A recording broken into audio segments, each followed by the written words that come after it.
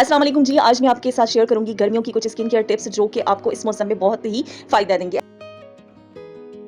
अच्छा जी, गर्मियों में आपने कम से कम 2 दफ़ा अपने चेहरे को ज़रूर वॉश करना है।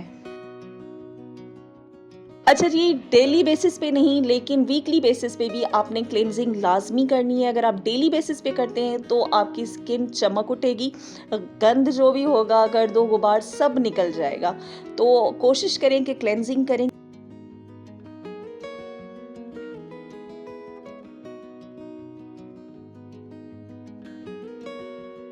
अच्छा जी, हफ्ते में 2 दफ़ा डीआईवाई मास्क ज़रूर लगाएँ। ये मास्क जो मैं आपको दिखा रही हूँ स्क्रीन पे, इसमें कॉफ़ी है, बेसन है और उसके अलावा दही है और हल्दी है। ये मास्क टैनिंग के लिए बेहतरीन किस्म का मास्क है।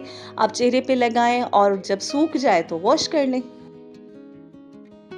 अच्छा जी, उसके बाद आ जाता है कि आप कौन-सा टोनर यूज़ करें। सिंपल सा रोज़ वाटर का जो टोनर होता है, अर्के गुलाब, आप वो इस्तेमाल करें। 2 से 3 दफ़ा स्प्रे करें, पोज़ेज़ श्रिंक हो जाएँगे।